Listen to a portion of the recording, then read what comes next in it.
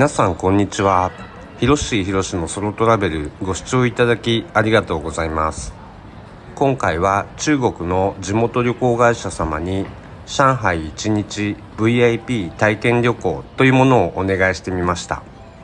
上海の私が昔から行きたかった場所に日本語のガイドさんと専属のドライバーさんをつけていただき、専用車で上海を丸ごと1日で満喫するツアーをちょっと無理やりですねお願いしてみました。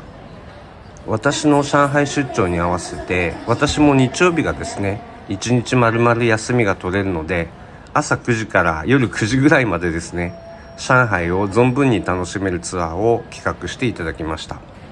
出発前にですね旅行業者様とは何度かメールでやり取りさせていただき、私の希望というものを受け入れていただき観光するようになります。こちらは成田空港第2ターミナルの国際線出発ゲートの3階にあるココーラウンジという場所です。2023年の7月にオープンしててですね、以前はここだけのスペースだったんですね。ですけど私が今回行った時はですね、こちらのように T2 っていう形で拡張されてました。非常に快適でしたね。こちらはカードラウンジになってまして、プライオリティパスでも入れます。あと対象のカードが UC カードとクレディティセゾンとアプラスカードのプラチナカード以上が対象だと思いますので、事前にちょっと確認してください。今回のフライトは中国上海に拠点を置きます吉祥航空でフライトしました。吉祥航空はレガシーの航空会社なので、預け荷物は事前に料金が含まれていまして、さらに軽食とかですね、ドリンク、またテレビモニター等もついてます。旅行でやっぱり一番ワクワクする瞬間はこの飛行機のですねフライトする時の瞬間、非常にワクワクしますね。機内食はですね、チャーメンですかね、炒めた焼きそばみたいなやつと梅ジュースとですねお菓子がついてきました。それからドリンク等もですね、ドリンクもですねコーラですとかスプライトですとか、そのようなものは配られていました。飛行機の座席ですけど、私身長178なんですけども、拳がですね一つ入るぐらいで LCC よりは余裕に広かったですね。飛行機は大型機でボーイング787になります。座席は 3×3×3 ですね。やはり大型機の方が安定して飛行するので、ボーイング787ですとかエアバス350ですと、大型機ですと小型機に比べて飛行機の天井のとこまでの高さも高くて、通路、お客様の通路も2箇所動線がありますので、トイレ等は非常に行きやすいですね。それから飛行機のモニターはついてるんですけれども、座席のところに備え付けのヘッドホンがないなと思ったんですね。 CA さんが登場した時すぐですねヘッドホンを配るんですね。ヘッドホンというかイヤホンですね。こちらの画像にあるようなイヤホンを配りますので、必要な方はイヤホンもらってください。そうしますと機内で映画や音楽を聴くこともできます。またフライトマップもついていました。フライト時間は2時間45分で、海外としてはですね非常に近いですね。こちらが上海プートン国際空港になります。エアチケットは私はトリップドットコムさんで予約しまして、往復で 59,540 円でした。隣の飛行機も大型機でボーイング777ですね、エミレーツ航空の飛行機が止まっています。はい、そして飛行機を降りるとですね、こちらにですねこの右側に入国カードがあります。で、左側が外国人指紋登録なんですけれども、我々旅行者は登録しなくて今大丈夫ですね。そしてこのような形で非常に混んでるので、この手前は混んでるんですけれども、ちょっと奥に行くとガラガラで空いてますんで、なるべく奥に行ってですねカードをもらった方が楽々書けますね。それから外国人入国カードの記載方法は JAL さんのホームページが非常によくわかりやすいので、概要欄に貼り付けておくようにします。はい、そして荷物を受け取ってですね外に出るんですけれども、外に出ますと旅行業者さんが待ってくれています。こちらですね、ひろしさんようこそっていう形で日本語のガイドさんと一緒にですね、はい、非常に分かりやすかったです。上海に到着して不安なとこですね、両替ですとかどこの宿泊場所がいいですとか、質問は事前に旅行会社さんに聞いて打ち合わせした方がいいですね。今回ですね、お願いした旅行業者さんは福友客さんという、この車に書いてあるんですけども、福友客さんという地元の会社を選びました。このようにですね、丁寧に荷物も載せていただいて、おしぼりですとかお菓子ですとかですね、果物とかたくさん準備してもらって、左側にはですね、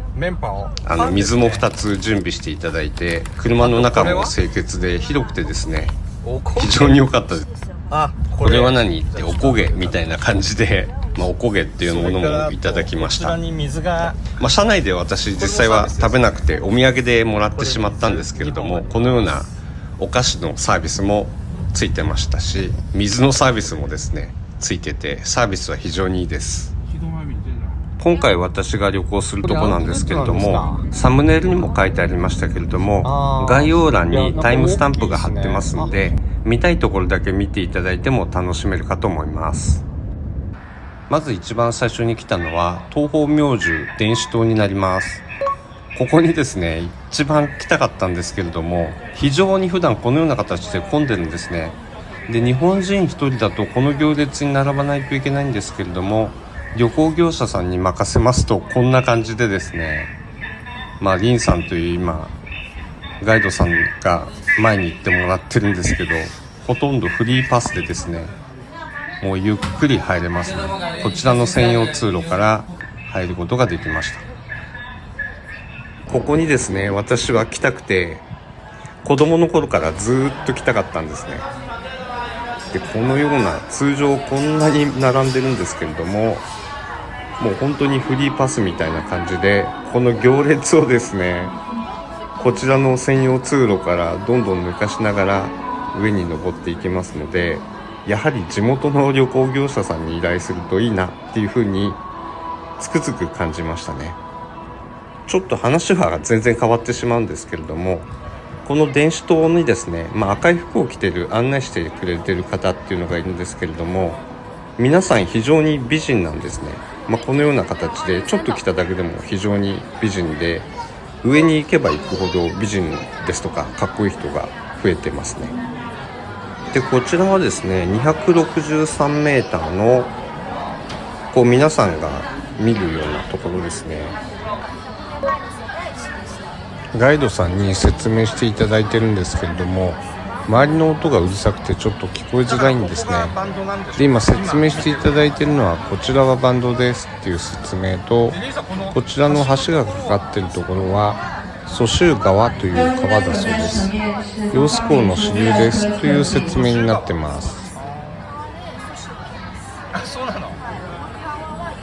この川は揚子江の支流ですっていうふうに教えていただきました。で、こちらは1階下の透明のガラス張りのところですね。こちらは高さが259メートルのところになります。皆さんですね、こうやって楽しそうに記念撮影をされてましたね。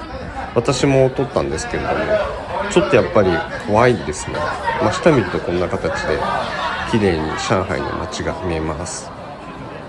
こちらは同じ建物内にあります歴史発展陳列館という場所になりますね。こちらの中にも入ってですね、ガイドさんに細かくですね、上海の歴史を教えていただきました。そしてこの中はですね、奥に行けば行くほど上海が分かってですね、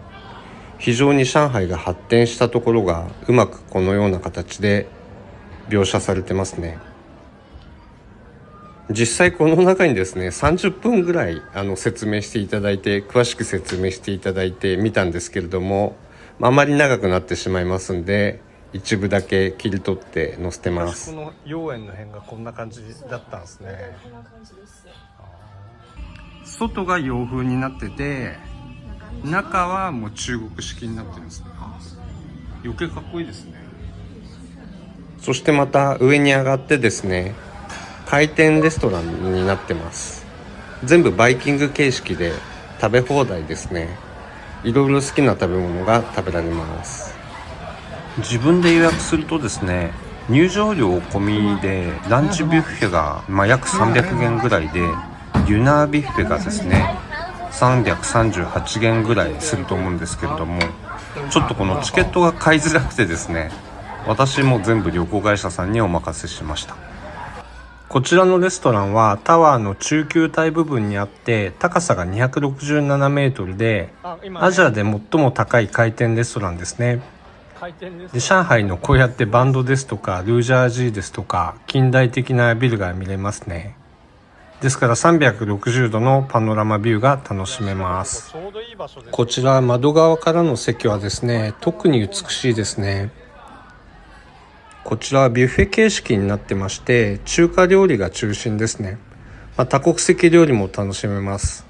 日本料理もですね、サーモンとか置いてありましたね。私は景色のいい窓側の席にですね、座らせていただいたんですけれども、やはり地元の業者さんにですね、無理を言ってでも窓側の席に座りたいんですみたいな形で事前に伝えておけばですね、地元の旅行業者さんなので中国語は話せると思うんで交渉可能だと思います。ぜひこちらもですね、旅行に選んでいただければなと思いますね。私大好きなサーモンがいっぱいあったんで、もう山のように取りましたね。サーモン非常に美味しかったです。景色はこんなような感じですね。窓側からだとすごい綺麗ですよ。そして次に行く場所はですね、2010年に開催された上海万博の跡地が再利用されています。そして今名前もですね、中華芸術宮という名前に変わってます。入場料は無料ですね。そして今目の前に映ってます、ちょっとこれ遠目でわかんないんですけれども、階段があるんですけども、この福っていう階段ですね。ここを私は登ってみました。左右にエレベーターがありますんで、通常エレベーターで登られた方がいいと思うんですけれども、私はこの福ってこうたくさん福って書いてありましたので、何かいいことがですね、この上を上がると起きそうな予感がしてですね、縁起が良さそうだったので歩いて登ってみました。結構綺麗ですね。この福っていうのがですね、これ全部階段になってます。そして今回私の目的はですね、生命状画図っていう絵がですね、北京の故宮博物館に貯蔵されてるんですけれども、それの大型バージョンがですね、あるんですね。実際 5.2 メーターあって、これはレプリカですね。これなんだ。はい。ガイドさんの方で詳しく説明していただいてるんですけれども、ちょっと聞こえづらいので私の方で説明します。この絵なんですけども、中国の祝日に清明節という休みがあって、日本でいうとお盆に似たような日なんですけれども、中国の伝統的な祝日になってます。その祝日の様子をですね、描かれているというふうに聞きました。川沿いの賑やかな市場ですとか、商人、農民、役人、お坊さんとかですね、いろんな人が登場してきて、当時の社会の様子が生き生きとですね、このように表現されてますね。実際の絵はですね、中国の北京の故宮博物館に展示されてるって聞きましたね。縦横が25センチ、高さ25で横が 5.28 メートルというですね、すごい長い巻物で非常に細かい描写が特徴ですね。こちらのプロジェクションマッピングを見たいときはですね、20元かかります。係の人にチケットはどこですかって聞くと教えてくれると思いますんで、生命状画図のこちらのプロジェクションマッピングを見たいときには、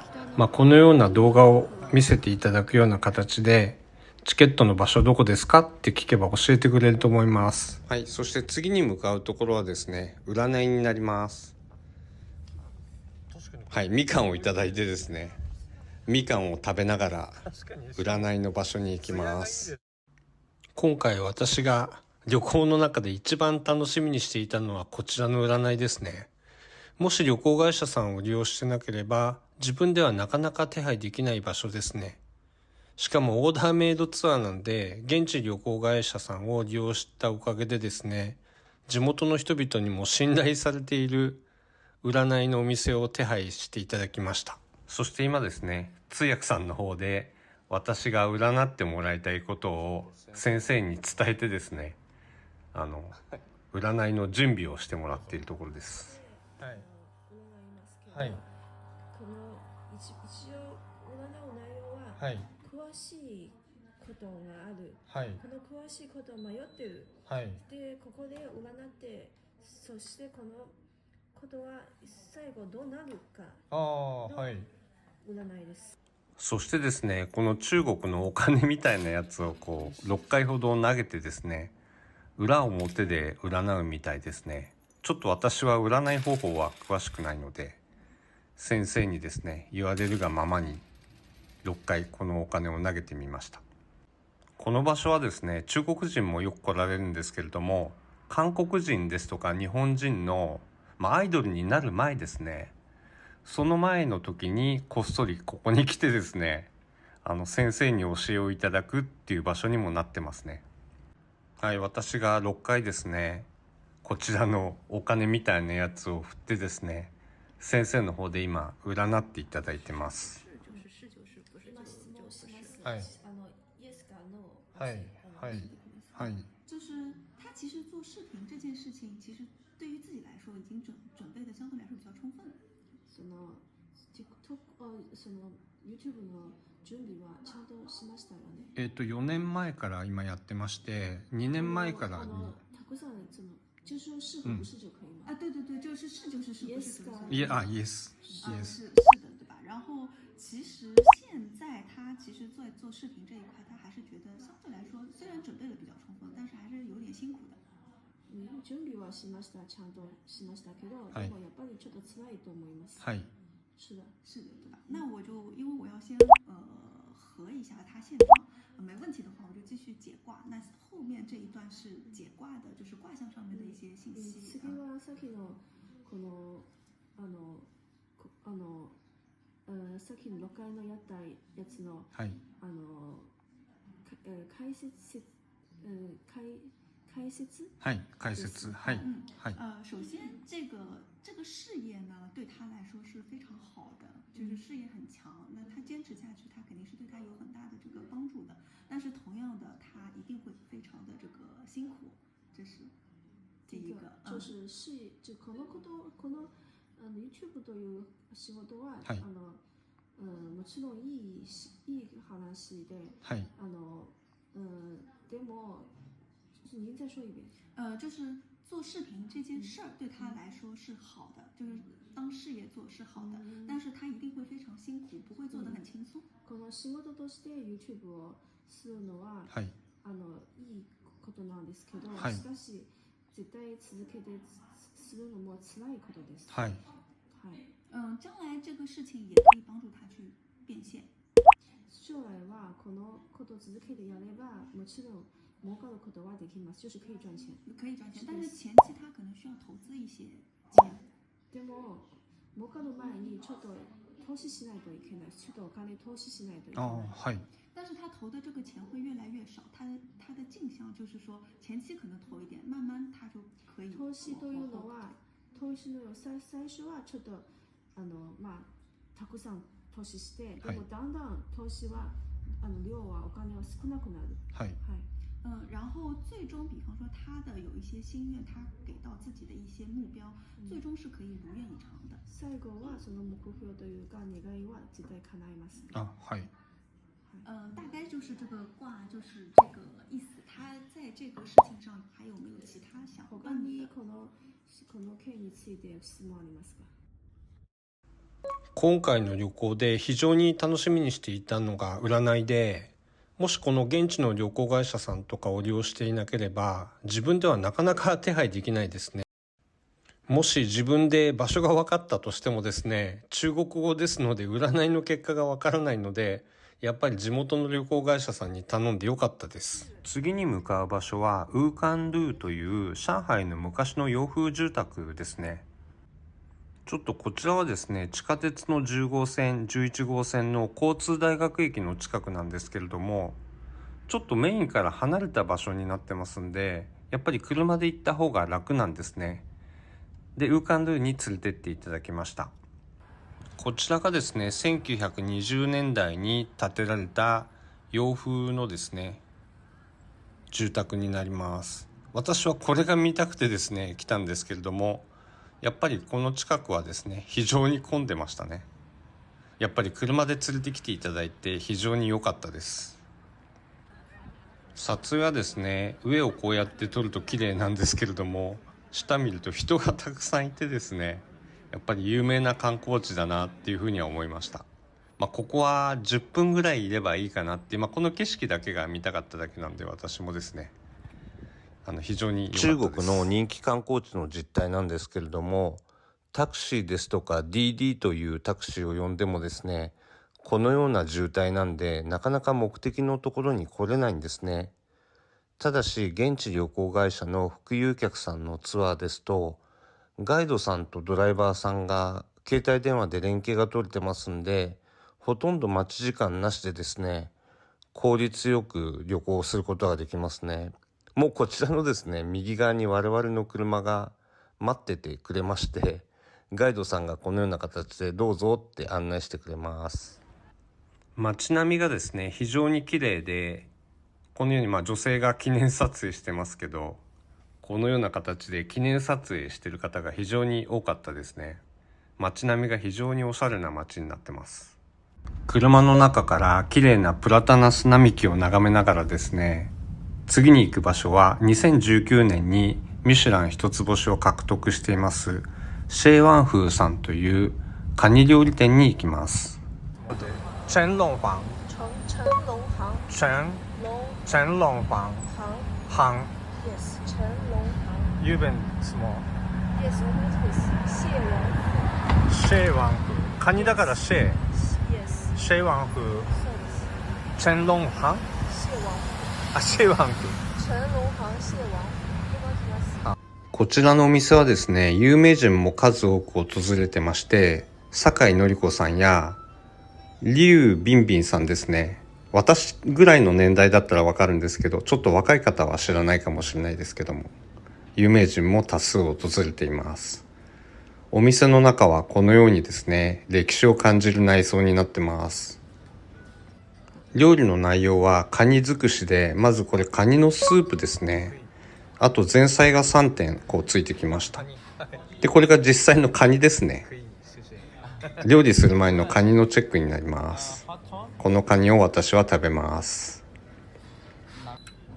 そしてこのように綺麗なですね、前菜を3点いただきながらカニ料理を待つことにします。前菜とかですね、カニのスープ、カニの卵等を食べてるうちにですね、先ほど見せていただいたカニが蒸し上がって出てきますね。こちらが蒸し上がったカニになります。これをですね、実際また見せていただいて、こちらのテーブルに並ぶようになります。こちらの料理はエビとですね、こんな大きいエビと麺になりますね。こちらも非常に美味しかったです。そしてこちらがですね、私が非常に楽しみにしていました上海ガニです。カニの脳みそとかカニの手とかありますね。全部美味しくいただきました。この右側もカニの肉ですね。非常に美味しかったです。こちらの楽器の演奏もしていただけまして、非常に美味しく料理が食べれますね。こちらはカニの小籠包になります。こちらも美味しかったですし、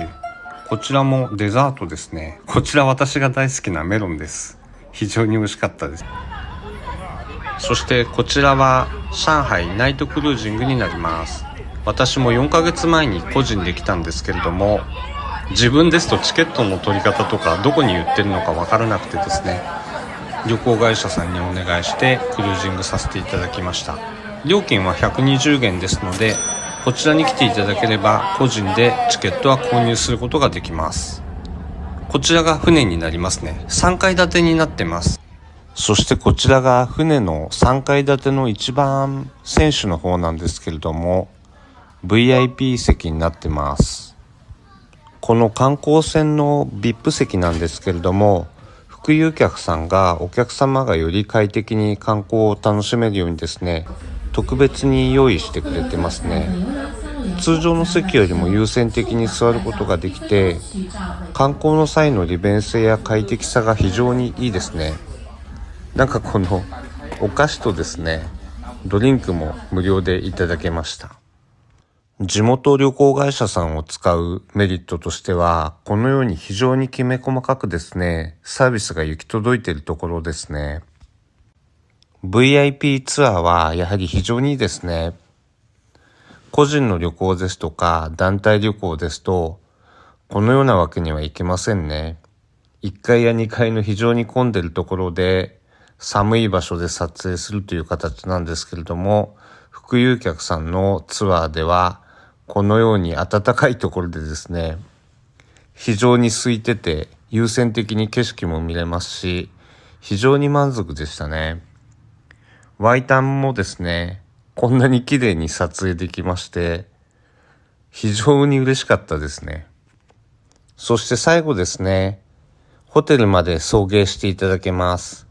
自分の予約したホテルまで送迎していただいて、荷物も丁寧に下ろしていただいてですね、運転手さんがフロントまで荷物を持ってってくれました。非常にいいサービスですね。